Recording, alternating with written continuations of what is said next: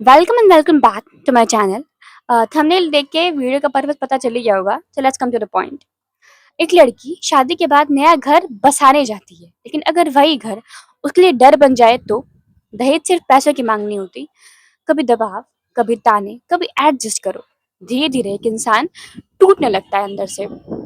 हमने ऐसी कंडीशन देखी है ट्विशा शर्मा के केस में, जहां वो अपने पेरेंट्स को बताती हैं कि वो ट्रैप्ड फील कर रही थी। She was not feeling good there.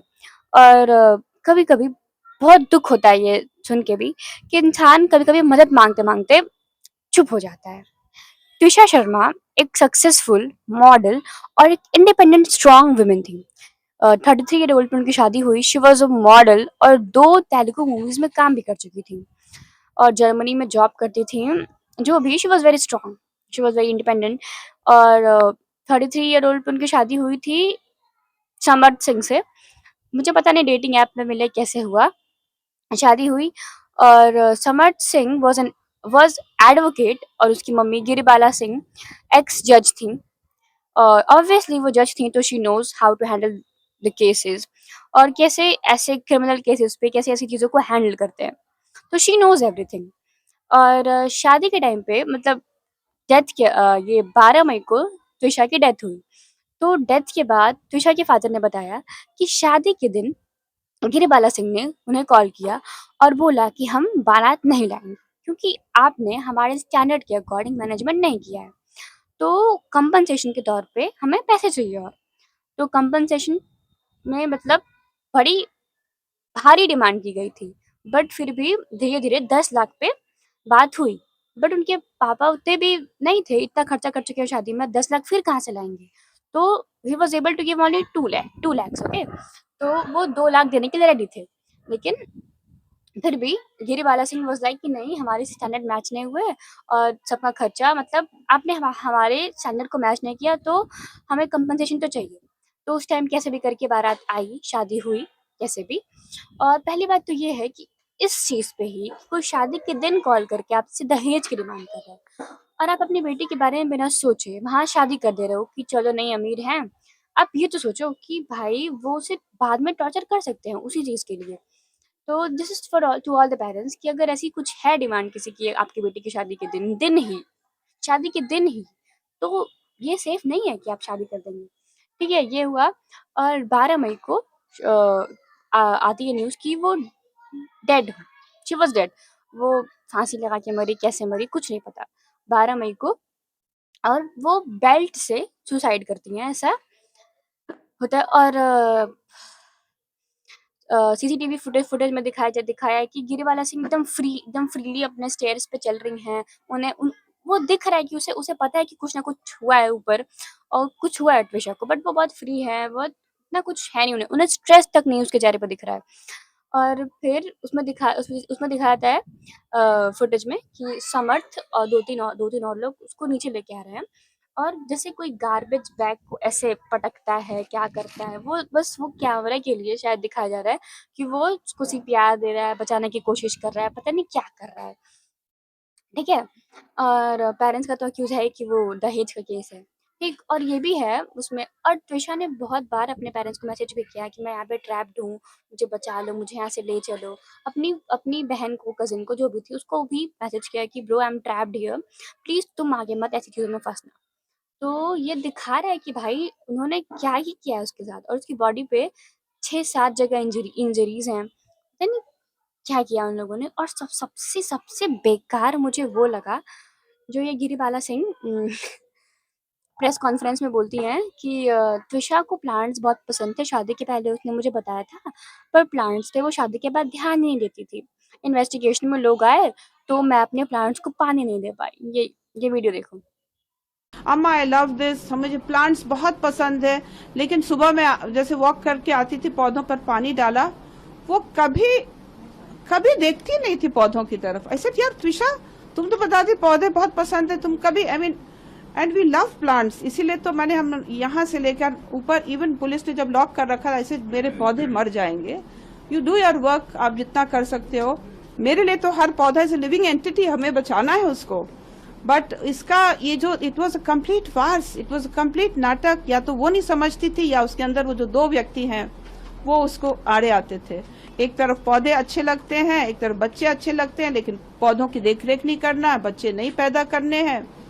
And मुझे कुकिंग भी अच्छा लगता है, लेकिन कुकिंग में लिए अगर बोलो बोलो क्या, आई जस्ट सेड सुपरवाइज, क्योंकि खाना बनाने वाले तो लोग हैं यहाँ पर। तो नहीं नहीं, हमको नोबडी विल प्रेशराइज मी। खाने के लिए बोलो तो मुझसे तो नहीं, समर्थ को बोला कि तुम लोग क्या समझते हो, मैं भैंस हूँ जो बस खाऊं और बच्चे पैदा करूं। मुझसे नहीं कहा, बट देन आई सेड ठीक है, मैं बोलूंगी भी नहीं। बट इट्स गुड कि हम लोग सब बैठ के एक टेबल पर बैठते हैं, खाना खाते हैं, चार बातें भी होती हैं। लेकिन उसका एक ये अवॉइडेंस वाला स्थिति थी, क्योंकि उसको लगता था, क्योंकि इसकी जो दो हस्बैंड्स को लोग, लड़कियां बहुत इजीली कन्विंस करते हैं। पता नहीं क्या है ये, साइको है क्या है ये। तुम क्या कैसे हंस रही हो, कैसे बिहेव कर रही हो। इसको अपनी बहू की नहीं पड़ी है, इसको है कि मेरे प्लांट सूख गए तो ये हो गया, तो ऊपर से अक्यूज लगा, ऊपर से इतने सारे एलिगेशन लगा रही हैं कि त्विषा का कैरेक्टर सही नहीं था, त्विषा संस्कारी नहीं थी, कपड़े अच्छे नहीं पहनती थी, तो आप उसको मार देंगे। वैसे भी ये सब ये एलिगेशंस लगा रही है, पता नहीं वो है ऐसी है कि नहीं। आई डोंट नो व्हाई ऐसी भाई किसी को भी डर लगेगा शादी से। एक तो ये केस था त्रिशा वाला, ठीक है। अब इसमें 5-6 केसेस मैंने मई में ही देखे हैं। और दूसरा केस है दीपिका नागर का। 11 दिसंबर 2025 को दीपिका की शादी होती है ऋतिक से। ऋतिक को दहेज में स्कॉर्पियो, 11 लाख, 50 लाख का गोल्ड और फर्नीचर सब देते हैं उसके पेरेंट्स। लेकिन उनकी और भी डिमांड होती है 51 लाख कैश की और एक फॉर्च्यूनर की। 18 मई 2026 को दीपिका अपने पेरेंट्स को कॉल लगाती हैं, पापा को कॉल लगाती हैं, बोलती हैं कि धृतिक और उसकी फैमिली उन्हें टॉर्चर कर रही है दहेज के लिए और सारी डिमांड्स के लिए। और वो बोलती हैं कि उनसे ये सब सहा नहीं जा रहा है। वो प्लीज़ आके उनके पापा को बोलती हैं कि आप प्लीज़ आके ये सब सॉल्व कर दीजिए। तो वो शाम को घर जाते हैं उसके, और 12 बजे तक वो बातें होती हैं। 12 बजे रात को वो घर आते हैं और 12:30 बजे उन्हें कॉल आता है कि दीपिका ने सुसाइड कर लिया टेरेस से कूद के। अब इस आधे घंटे में ऐसा क्या हो गया कि उसने सुसाइड कर लिया? वो 1.5 साल पे उनकी शादी को हुआ, उसने सुसाइड नहीं किया, लेकिन आधे घंटे में ऐसा क्या हुआ? उसके पेरेंट्स एलिगेशन लगा रहे हैं कि एलिगेशन क्या बोल रहे हैं कि ऑब्वियसली ससुराल वालों ने धक्का दिया या कुछ तो ऐसा किया है जो दीपिका ने सुसाइड कर लिया, या उनकी ही देन है कि ऐसा हुआ है। अब ये सिर्फ एक केस नहीं है जिसमें फॉर्च्यूनर की वजह से किसी की डेथ हुई है। 2024 में दिल्ली की करिश्मा की भी डेथ फॉर्च्यूनर की डिमांड की वजह से हुई थी और 11 लाख कैश मांगा था उन्होंने। और यूपी की अंजू 2023 में उनकी भी डेथ फॉर्च्यूनर की वजह से ही हुई थी। अभी मैं आपको वीडियो दिखा रही हूँ दीपिका की मम्मी का, आप देखिएगा कि कैसे वो माँ रो रही है उसके लिए, और कितना बुरा लग रहा है उस वीडियो को देख के। से कोई दिक्कत ही तो हमारे घर छोड़ देते, हमारे बच्चे को मारते ना। एमए बीएड करवाई थी, बहुत सुंदर सुशील बेटी थी हमारी।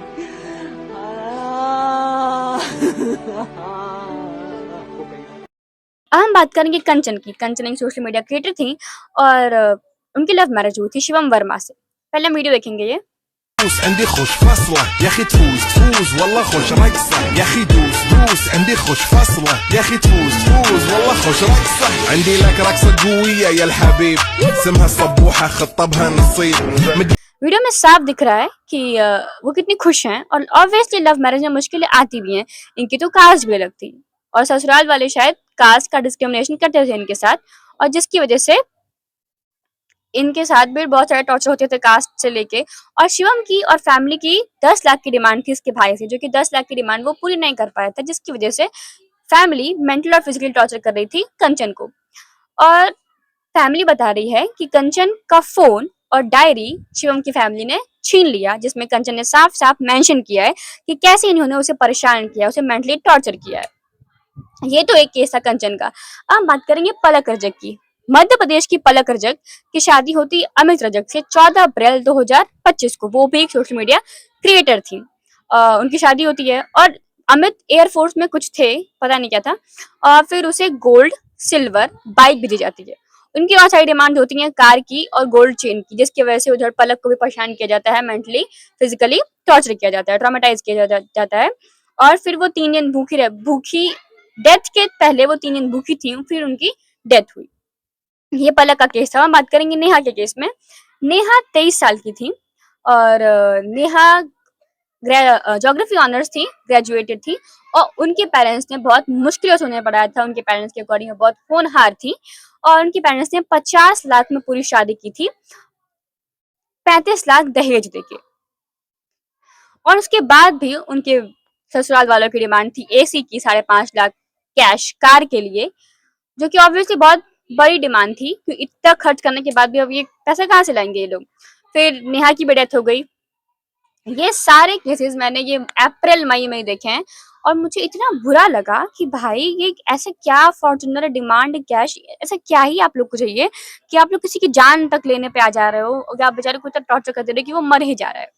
तो मैं तो एक रिक्वेस्ट करूंगी पेरेंट्स से कि जितना आप लोग ये दहेज में इन्वेस्टमेंट कर दे रहे हैं, 1 करोड़ 35 लाख 50 लाख 51 लाख, उतना आप अपने बेटे के करियर पे लगा दो, या उसके लिए कुछ एसेट खरीद दो, उसको कुछ फ्लैट खरीद दो, या उसको पढ़ाई में लगा दो, उसको तक काबिल बना दो कि वो सेल्फ डिपेंडेंट हो जाए, उससे ऐसे दहेज में मरना ना पड़े। और भाई उसे कोई परेशान करे तो वो अपने से खुद के लिए स्टैंड ले सके।